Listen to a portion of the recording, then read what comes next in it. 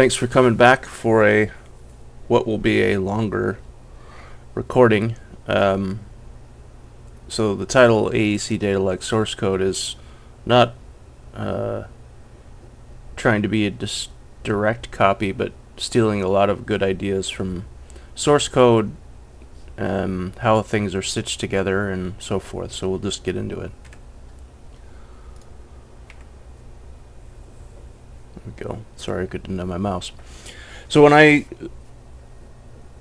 started to look at this problem, I wrote down something like this very, very early, which was basically this idea that if I had to, or anyone had to, sort of re-engineer a decision-making process that was a bunch of data points strung together from a requirement, a meeting, a program, showed up in a data set, could you do that? And today I think the answer is soundly no from a computational standpoint. Certainly people do this all the time, but this is a lot of why sort of change is difficult and often hard to manage in the design process. So this first part was just looking at the list of possible places that meetings information could appear or be approved, and then the bottom was saying something to the effect, well, these are all the places you might check against code requirements, test requirements, and where those things might show up as well.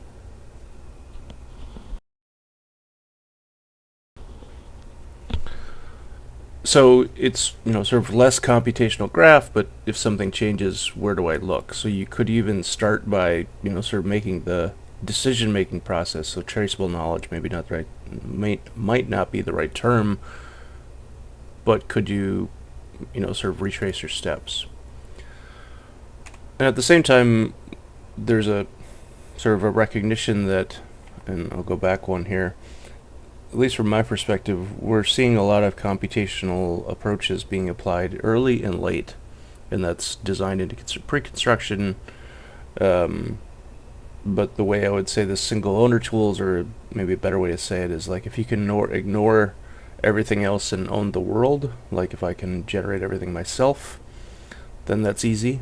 Or at the end where you have the ability to sort of just add information late, because most of the precursor information is described, but what's really hard here is this automation step. So when I made this graphic, the thing that I sort of wanted to allude to is getting the data out was an important piece, but I actually think there's a piece missing here, and we'll get to that in just a second as I let this animation play through, where instead of moving the data between sort of think of this data set that was here being moved, in reality what we should be thinking about is that it's sort of not technically correct, which of course is the best kind of correct, but what it actually should be happening is seeing this as this data, if that's a representation and it moves through this system, actually is bound together or sort of linked to this information. So if you look something more complex, like models are complex, but from an information standpoint, like material and like, I'm not even really talking about products here, and if you notice, products are actually sort of not, only show up here. If you think about materials themselves, like they have this problem as well, like they're actually sort of generated in a sequence, like clearly there's materials you use on every project, and it's not like discovered this way, but largely the documentation and sort of how information is generated and collected flows in this manner. So the point being, and I'm showing two lines instead of one, where there's information coming out, and this is just a problem with the graphic, I suppose. I didn't draw this correctly, but what you want to be doing is not ending this information here, which is the case for us, and then we sort of manually translate it, but you actually make the link.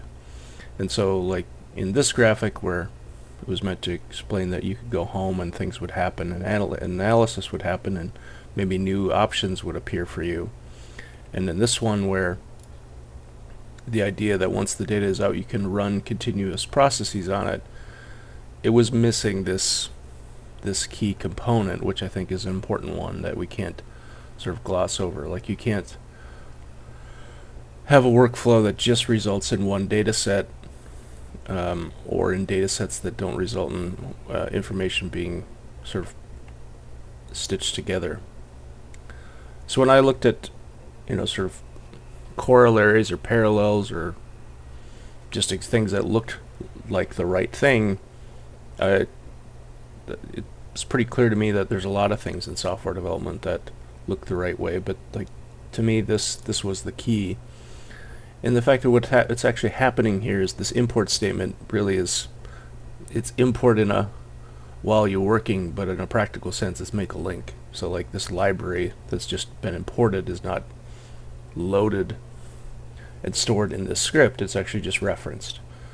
And so that means at this point you can reference geo. So you say import this Rhino library, so some bit of data, I'm speaking abstractly here, some bit of data gets referenced, and you can call it geo, and then in this script you can say geo make me a point, or Rhino syntax like make a line by closest point using this external information.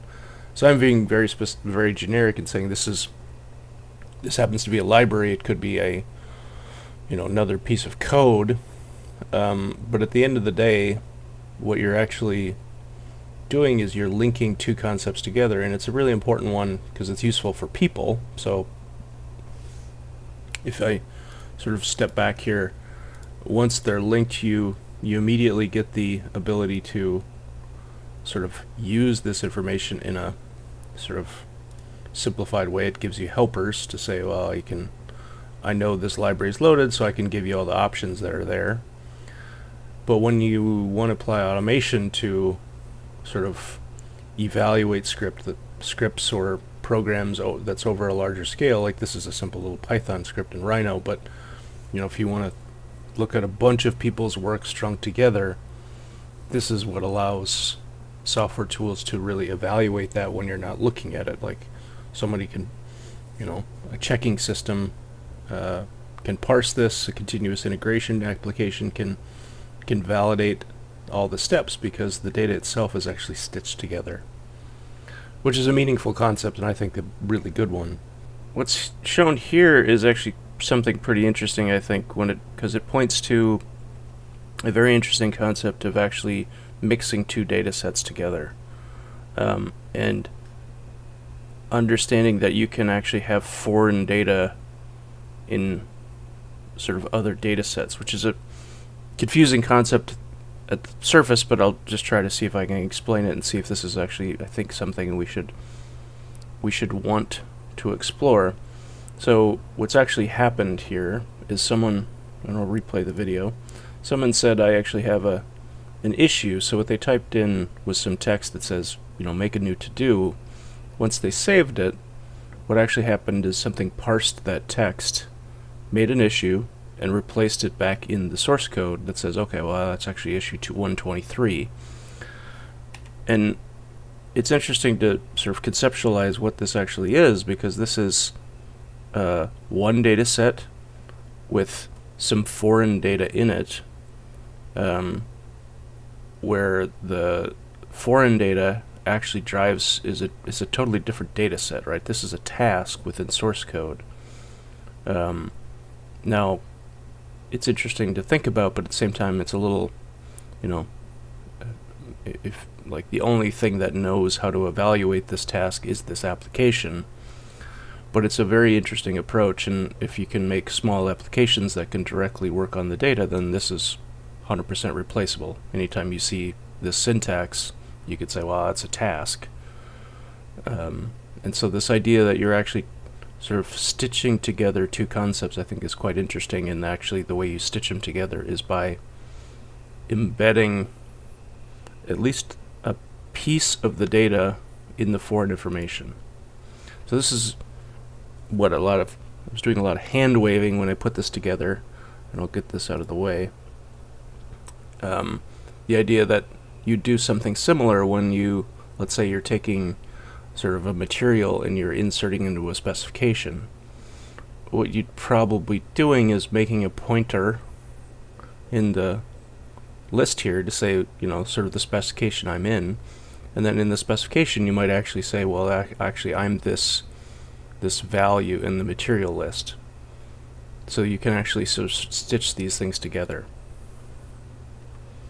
And, given that we have so many data sets, that different pieces of information, it's actually a very good model, like building programming or requirements, sort of action tracking. We have the same sort of thing, code analysis, model issues, sort of door hardware, you name it. We have all kinds of data sets that my estimation is actually what's happening is we make new information that's based on some previous knowledge, maybe some templates. But from that point on, really what you're doing is using that information to generate something new. So like it's a continuous sequence of two pieces of information put next to each other and actually being built up. And if we can design our data to work that way, it's a pretty powerful concept. So just looking at something else, this is something called Obsidian. This is slightly different, but it's actually the concept here is really it's a markdown editor. And so markdown is just a simple sort of HTML-like way of describing text. But this tool actually uses markdown for everything, and so what you're able to do is make a whole community of plugins that actually just talk to the markdown, evaluate the markdown. So you can, one of my colleagues pointed out that you can do something like make a task with a due date, something like that, in a notebook, but you can always keep a roll-up schedule. Let's say that notebook is, I don't know if that's the right term in Obsidian, but so that notebook can be for a specific thing, a project, sort of a little bit of work. But because you can apply similar logic to the sort of code example, you can use a script to run through all your notes, say, oh, do you have any new tasks? And you can actually then use the same logic to go from a master list where you make changes and push those back into the individual notebooks. So it's just another example. Also, something that's been pointed out the last big video I did, I think, was about package management. And this is sort of Dino is as I understand it, the evolution of what the maker of Node Package Manager, NPM, would have done, which is making it a lot easier to deploy code at the edge. So instead of having code that, as you saw in that Python script example, hard codes the information into a script, it actually uses a pointer, which means you can do things like at runtime get local cached versions of the code versus having to have a centralized server. And it should be no surprise that sort of USD, which I've mentioned several times in this sort of from a geometry perspective model of the world, but I think it's instructive in a lot of areas that they use a namespace concept instead of GUIDs. So your pathing determines how you stitch data together. But I think this is fundamentally a really powerful concept.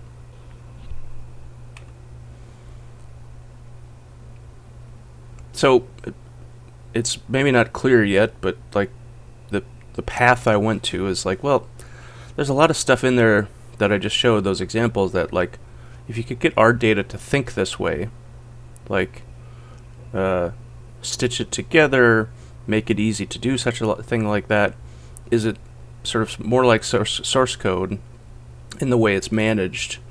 And so I looked for a parallel, and this is a slightly longer demo, but I thought it's good to like show some things that people are familiar with. So what I'm doing here is just doing something simple in Grasshopper, where I made a piece of a rectangle. I'm just going to reference it here. There's a few flashes because my Grasshopper use is not daily at this point.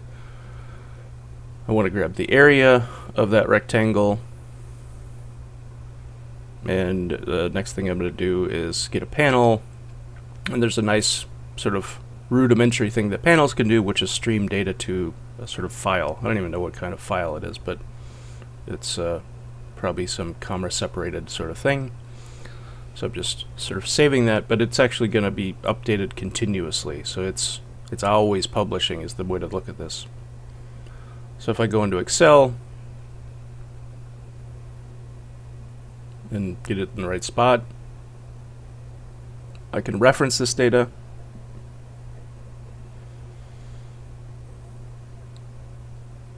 Here's the demo. And the key thing here is what you've actually done is made a link between one data set and somewhere else where you're referencing it. But what I'm showing here is like, okay, so once you have that, you can sort of keep working on the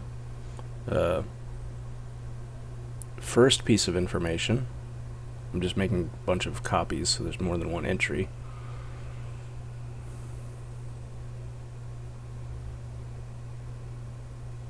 Go back to Excel. Now I still have the reference. So thus far I haven't made anything new.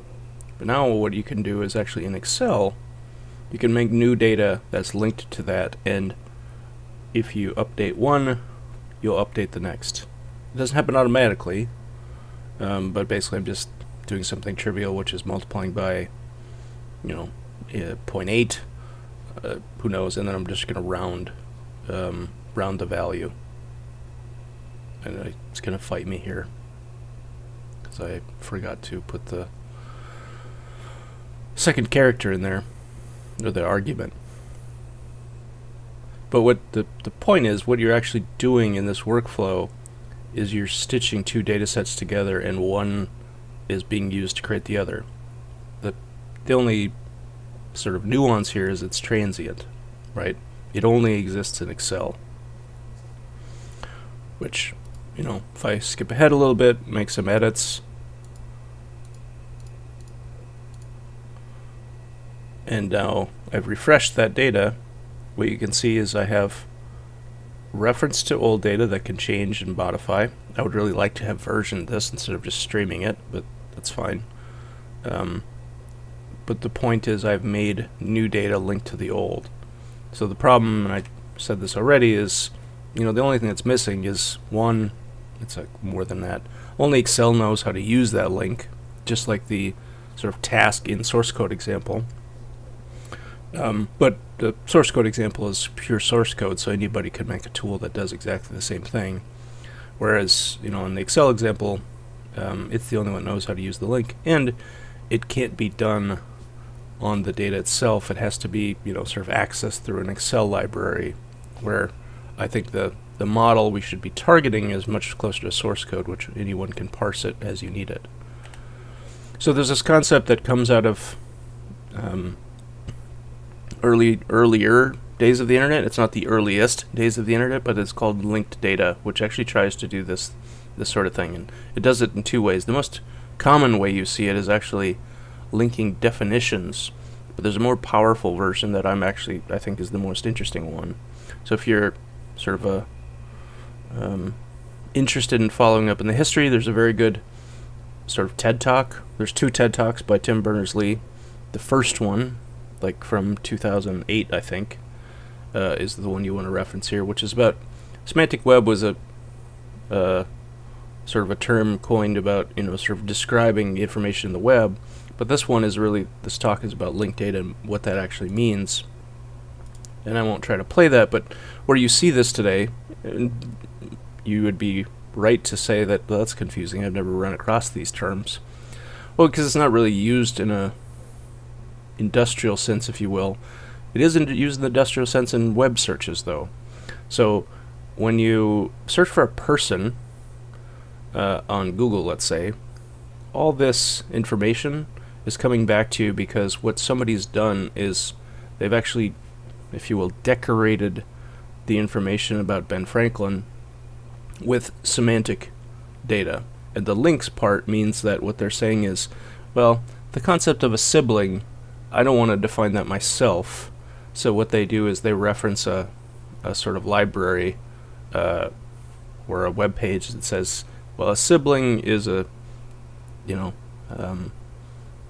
great, now I'm trying to describe siblings. A relative by birth of a person, right? That's what a sibling is. Glad I didn't get it wrong. And I guess also not by birth. Jeez, don't try to define things. This is why you don't do it. So the concept of a sibling is defined, you point to it, but then you provide the data in context. So this is the linked definition. Here's the schema. So if I sort of move ahead a little bit, what this conceptually is a graph. And the nice thing about these linked concepts, and whether it's the semantic web, linked data, or sort of graph databases, you have this opportunity to connect different data sources and different schemas, which is a pretty interesting idea. So you see these concepts of graph data and construction. This is Neo4j, a very common graph database. And then you have another group of people that talk about linked data in architecture. So at least from my perspective, it's very logical to think about it. What we sort of, I would say, are missing is, one, a connection to the way sort of data gets developed. They're often really good at knowledge graphs. And then the other is sometimes the tooling and how you structure information while you're working on it isn't quite clear. And again, I'm not a computer scientist. I'm just, or a developer at all. Sort of taking things as I see them and trying to come up with an interpretation of, okay, how could we put all these things together, the concepts that are useful, like linked data and semantic web, and sort of make them valuable for us. So this is an example of JSON LD. So if you're not a developer, JSON is sort of the sort of data format of the web. There's HTML and then JavaScript, and JavaScript transacts with a lot of the world of JSON. There's a lot of other formats as well, but this is like the primary one. But JSON LD basically just says, well, let's give that a little bit more intelligence, where you can say, okay, well, ingredient, the concept is defined here in this web address. So it's not the data itself, it's just this whole thing is saying, when you get this data, you can know a ton about it by this, which it's not exactly the same parallel, but it's actually very similar to the code example, where you have a sort of import a bunch of stuff, which is the context statement here, and then when you use those things, it's actually can understand what that is. So this is sort of generic. Like name is a very common thing. Many things have names. But a yield is a very specific one. So like you can see there, yield is one cocktail. It's not a measurement you care about. But another example, so this is one I've mocked up and sort of thinking through this, is let's say you had small little schemas for our information. So instead of trying to make like an Uber data set or one application that has everything, you think about our data is actually best served to be in pieces, but pieces that can be stitched together, so you can have precise little tools. Different firms can have different tools, but the actual information can be easily called together. So it's this, again, just pointing to how do you abstract this information.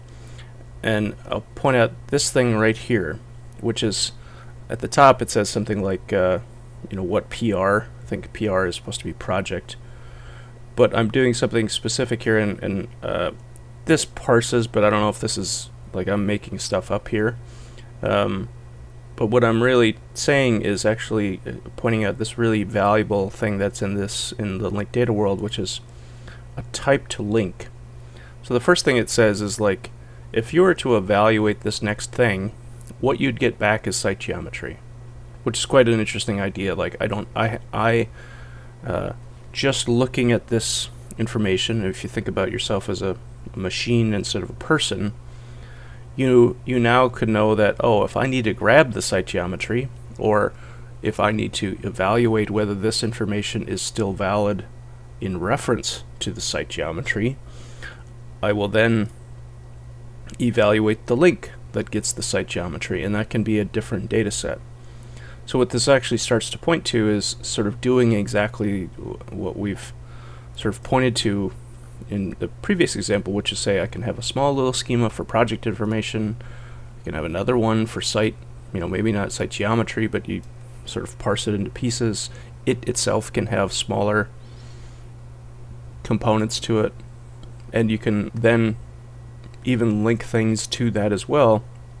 And the interesting part is, if you evaluate project and you say, look at the site geometry, and the site geometry points to something, the project can know about it even though it's not directly linked. And this is like where these things really become powerful, and you think about our data being stitched together in a machine-readable fashion, that you could really make workflows that help check our work, or can answer questions for us, or if you look forward, not just record decisions, help make decisions, help predict, sort of decisions. Oh, I have my material, let's generate my spec. Well, that's something you could, based on how that works in the previous pattern, you could actually do such a thing instead of having to do that the way we do that today, which is like a manual interpretation of a material list by a person into the spec.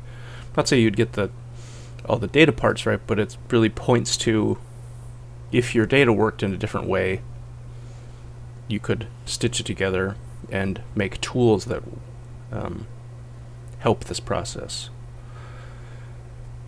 So that's data like source code, which is sort of more like, sort of how you represent the data so you can link it together, so you get the benefits of being able to sort of infer over it and run evaluators over it, to have sort of a task list embedded in your working data set.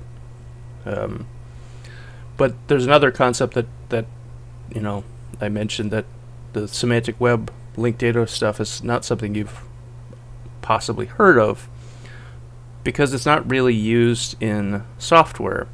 But there's another very similar concept called entity component system, which is confusing, but I'll try to describe it. So entity is the thing, and outside of the main difference between this approach and everything you're used to, especially if you're a Revit user or a Rhino user, is this idea that, well, the entity doesn't contain the stuff. So I always use doors in my example here.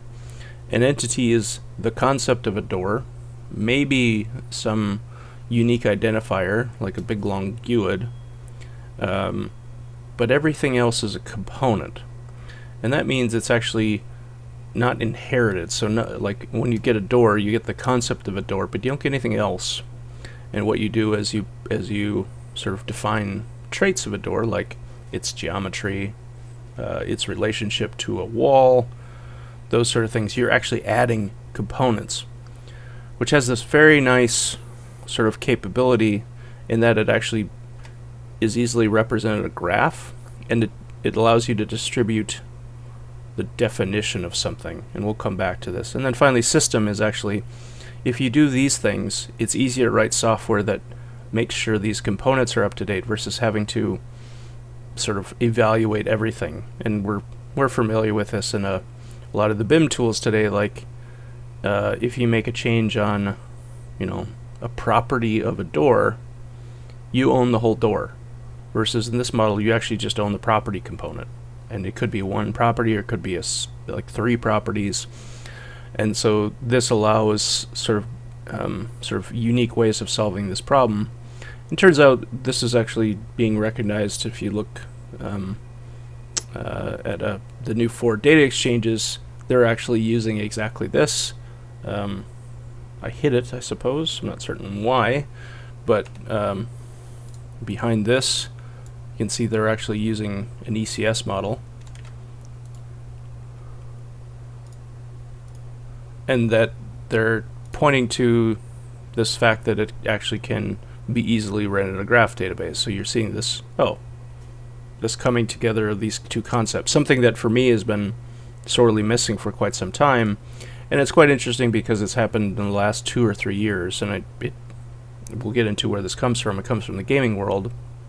But I've been drawing things that looked like this for a while, that said, well, actually, if you think about it, a floor slab, like let's call it the full thing. So like the metal deck, let's say it's a concrete topping and a piece of carpet. Like That's a bunch of stuff owned by a bunch of people. There's openings in it, there's structure, there's architecture, there's interiors. If we think about it as being owned by one person or one piece of software, which is sort of the way it is today, you end up just getting a bunch of different copies of that data where you have to manually put it together or manually coordinate it, versus saying, actually, you're in charge of the material information, so I'll inherit that from, let's say that's one person, or like say all of these are like the architect, and the structural information, there's control geometry, maybe there's sort of write-own geometry, I'll inherit that from you. So this, like, what I had been drawing is this multi-part linked distributed multi-graph thing that's on top of this is like a laundry list of terms. It's asynchronous, like I don't have to know you change the material attributes all the time, because you're not actually taking ownership of my life safety data when you do that. Recursive, I don't really frankly know why I put this here, but the point of sort of bringing this up is actually this is linked information. These two things, this material attribute is linked to the floor slab, and you could actually have other ideas that we typically store outside of a relationship to the floor slab, because you don't, like in the technical way of thinking about it is an object-based approach where everything is, like, all of this definition is inherited, and so if you touch one thing, you've sort of taken ownership of everything. You wouldn't dare put superfluous stuff like classifications or design review issues on the thing, because nobody could get any work done. In this model, they're just linked together, so you could actually have what we pointed to before, like you could have the clash elements be a part of the slab definition, and when they're done, they go away. Design issues, when they're done, they go away, and they don't even really go away, they're just not expressed anymore, but they're still linked.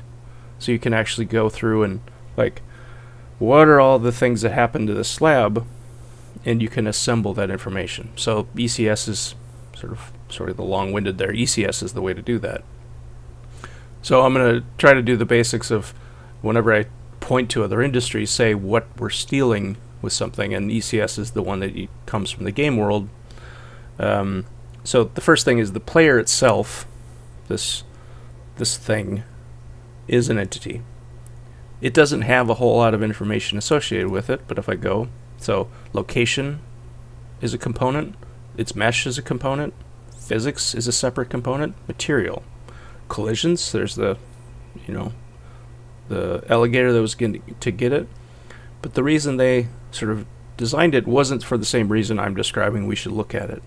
They did it so you could write a system to, well, if I only update the location in this frame, I only have to write location. I don't have to take ownership of mesh. I don't have to consider all these other things, and I can do that really quickly.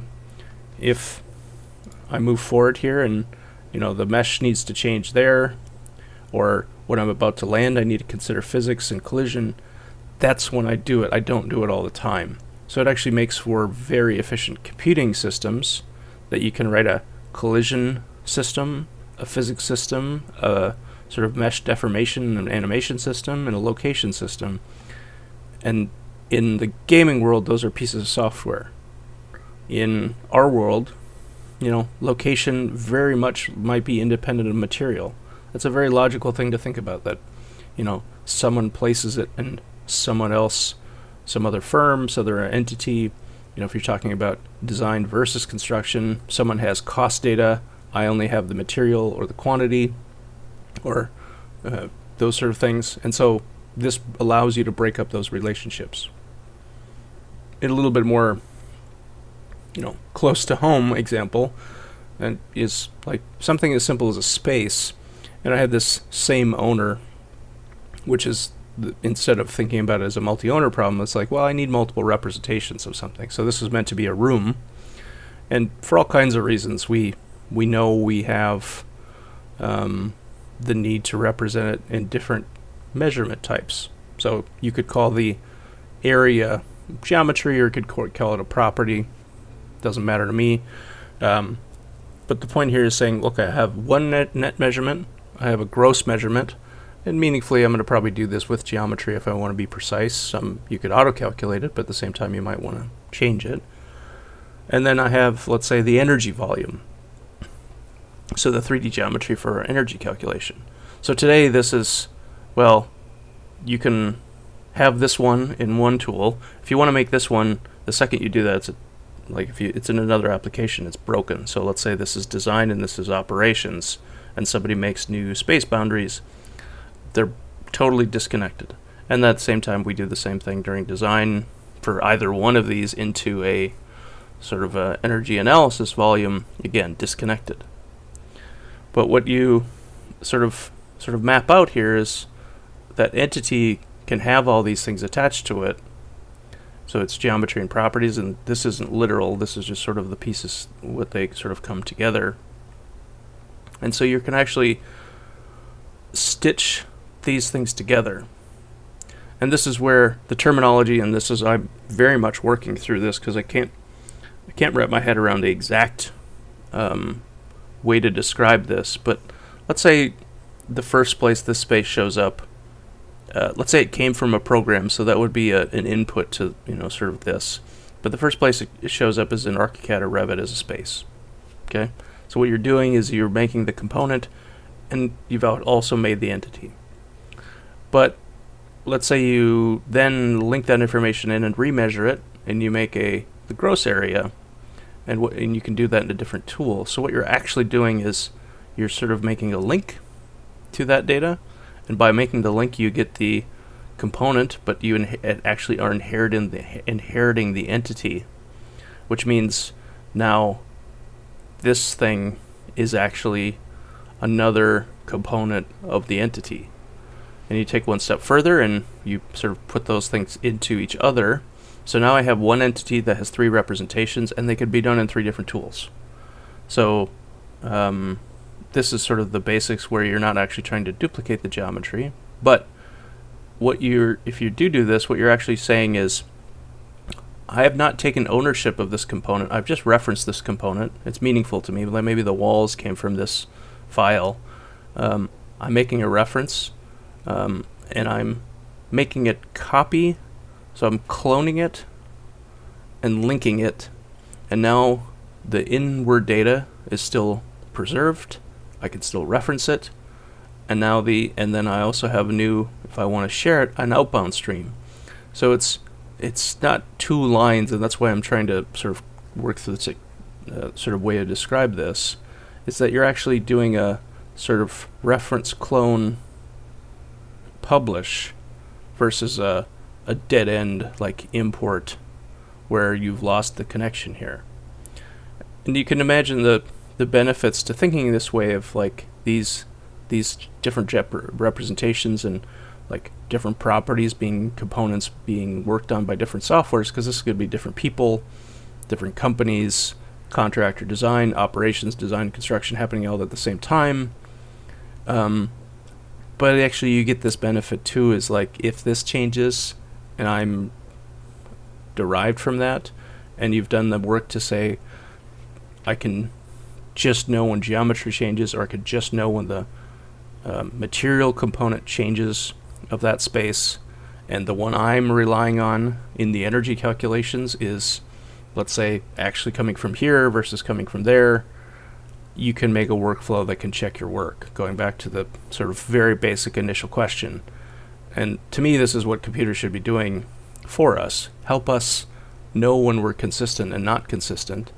And if you look just a few steps ahead, you could say, well, I know how to transform changes here into the energy information, so I don't even have to, I could be alerted when it's changed, but it could be updated. And you could, make little rules that say, as long as this value is within bounds of my sort of logic, like, oh, this can't be a 1 million square foot individual room, then this will run fine, and you can make some tools to check the data. But this concept, it's definitely something I need to keep working on, as an unbelievably important one when it comes to sort of both creating data and evaluating it after the fact. Is this, if you can't stitch it together in this way, link it, or is the way I say it, like reference, clone it, and publish it, then we can't possibly get to the point where we actually want to automate anything. At minimum, checking our work versus, sort of auto-generating this step. So you have links plus data and a new way of working. So that's the last step here, is like, well, this looks very weird, especially if you think about all the other tools I've referenced, or all the data sets. So I'm very, I'll steal good ideas from anybody, and the first idea I stole from software was, and I think we should steal from software, is like, okay, so these 3 individuals, let's say they're 3 developers, can work on their source code. They get to reference each other's. They don't have to use the same tools.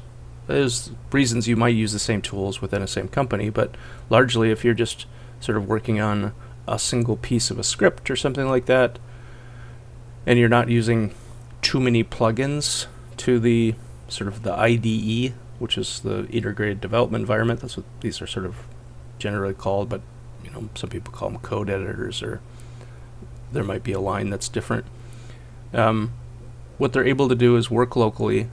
The data all comes to them, so all these, like the two pieces of information that these people generated, come over here. It could be code, it could be tasks, it could be whatever. It's getting back to you automatically.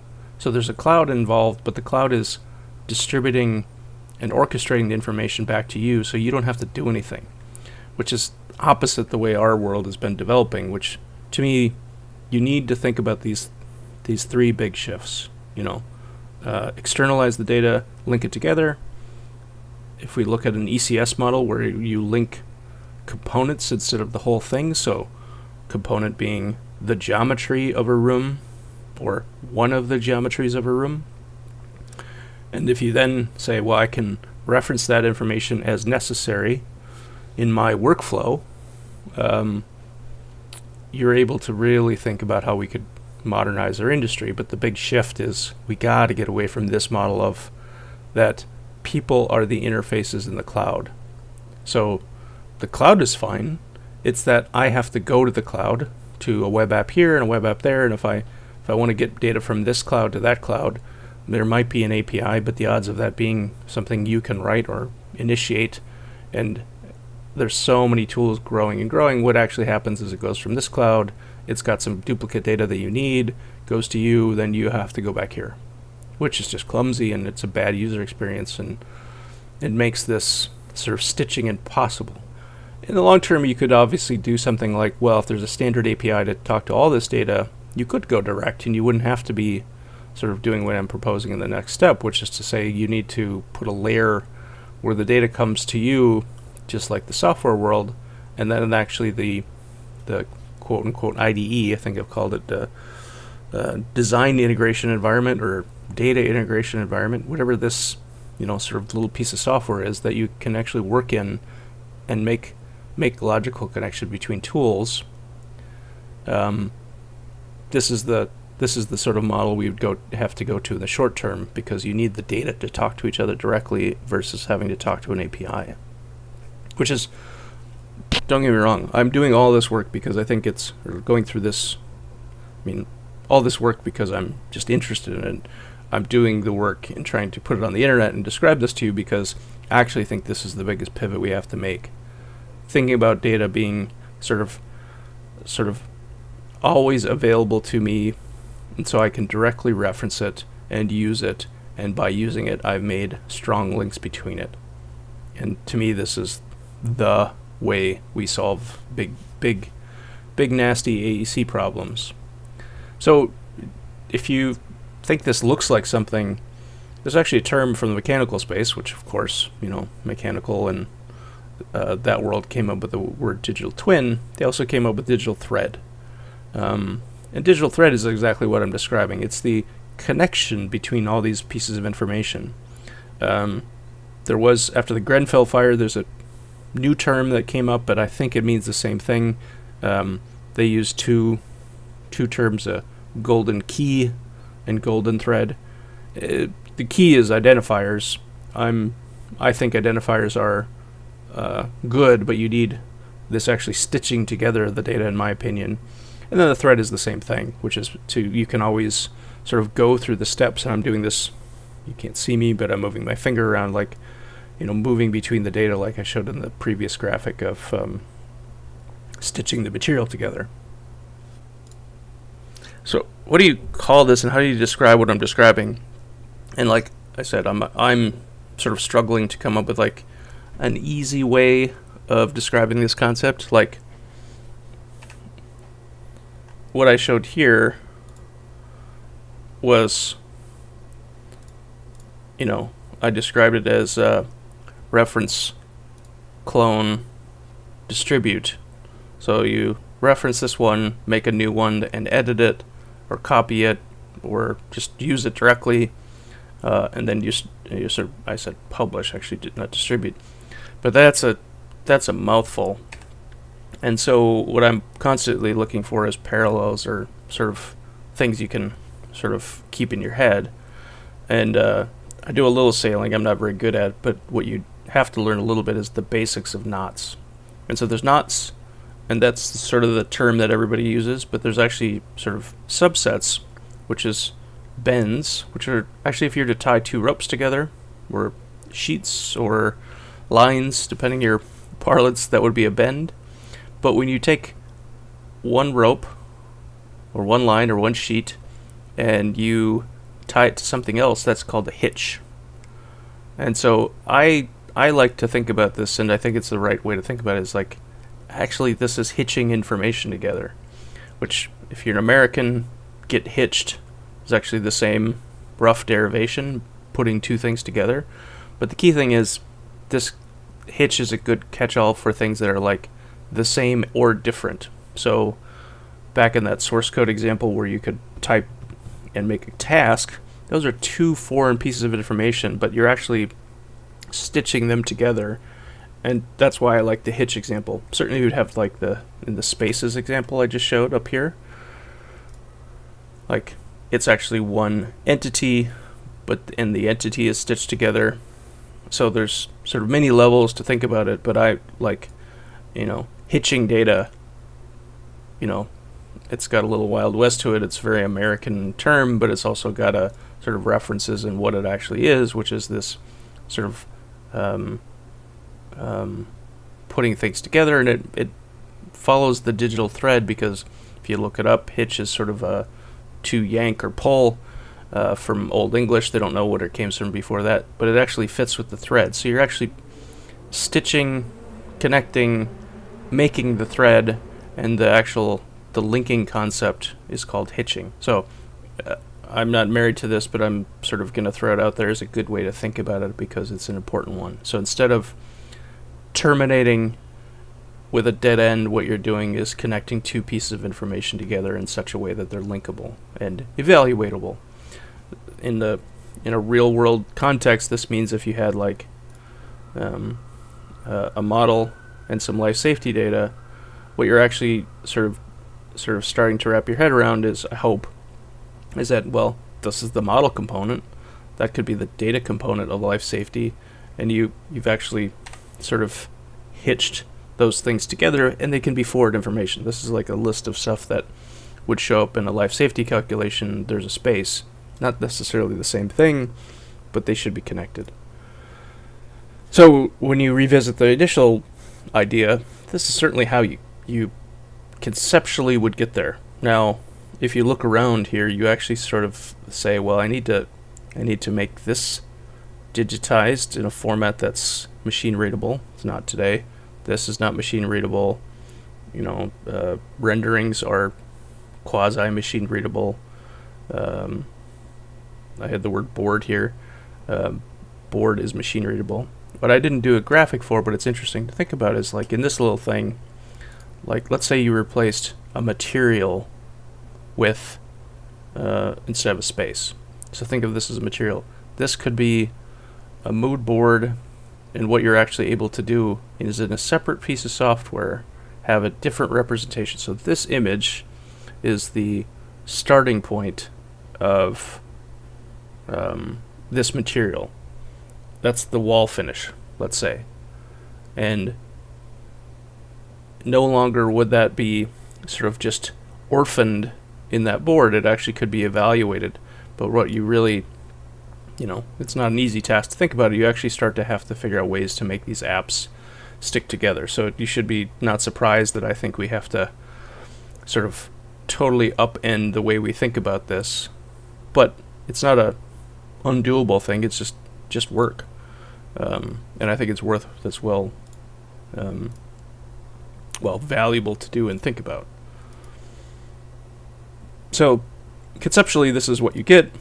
In functionally, and functionally, what you'd get something like this is like if I, come on, clicks,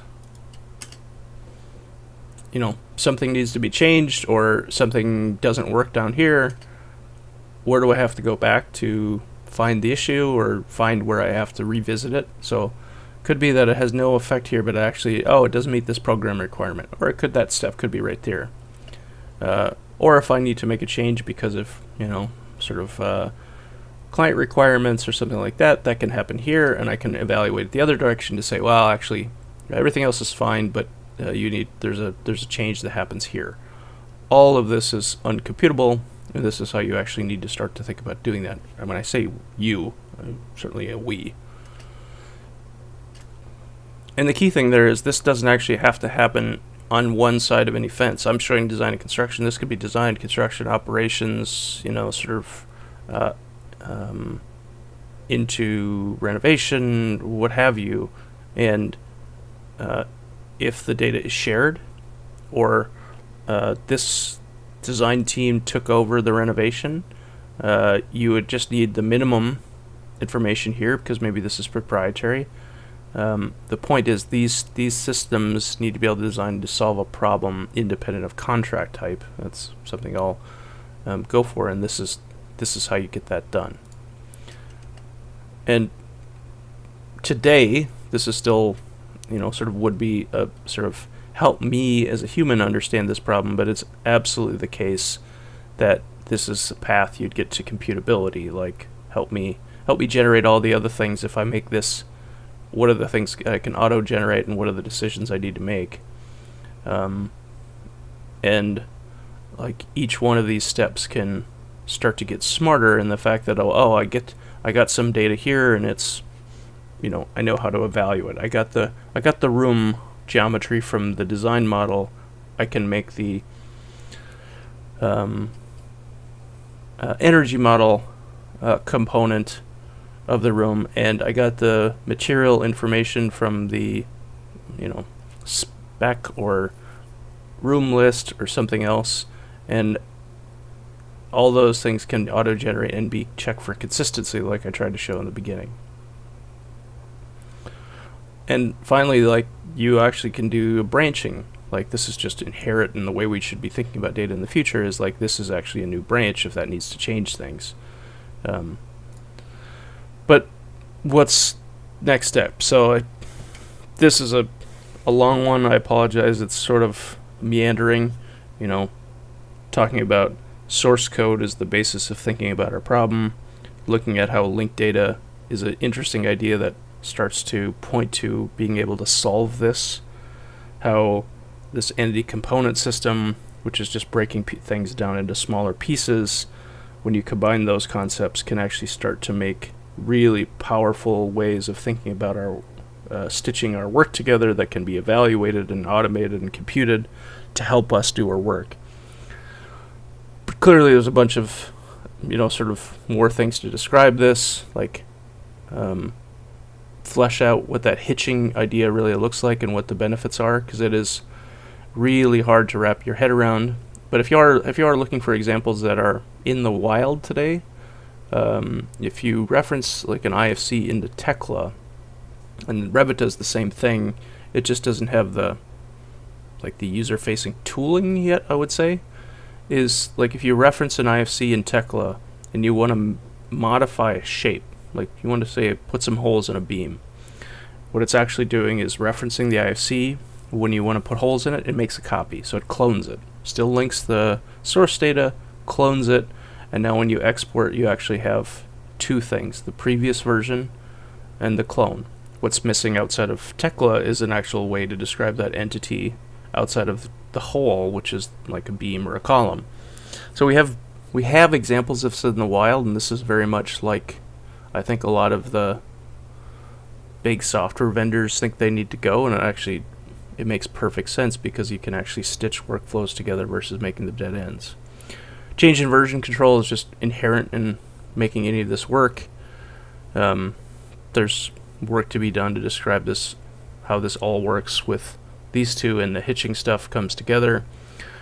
I'll probably do another version of trying to describe this or some more work, but my next step is actually going into a wireframe of the IDE to really dig into what this actually looks like from a user experience perspective, to prove out, at least from my perspective, what I think is the why you need to work this way component, and then what that data would look like. So the problem I am familiar with and I actually think is a good example inside HOK we're actually doing some work on, but there's also a larger interest in the industry, is a American style construction administration, where a specification yields submittal information. Submittal information tells you what you need to get from the contractor.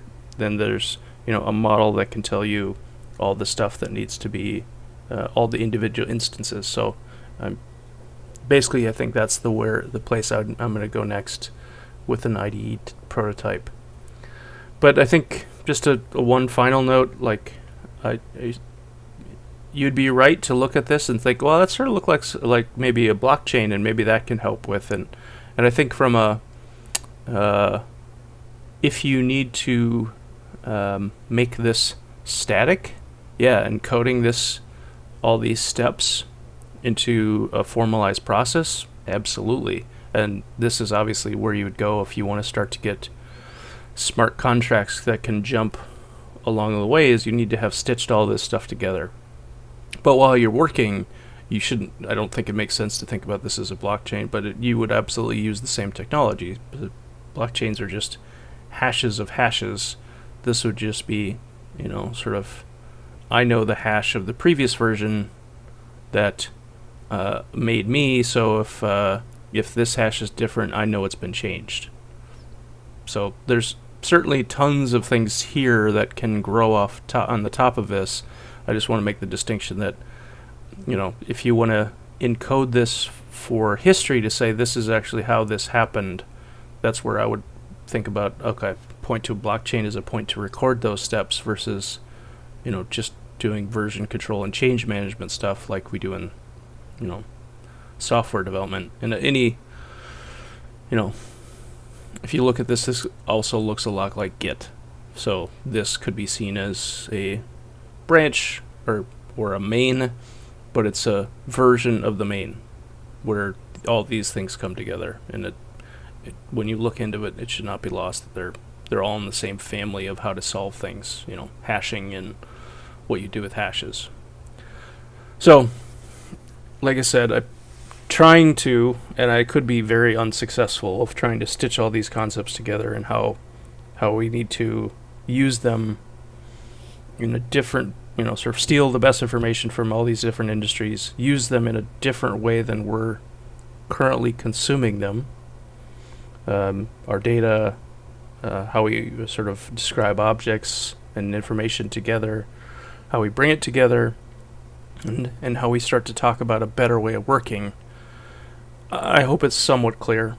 Happy to redo this or answer questions, because it's a big part of the complexity of AEC is that we've not tried to tackle this particular problem, which like I said, I'm doing that because I think it's the one to tackle. Thanks.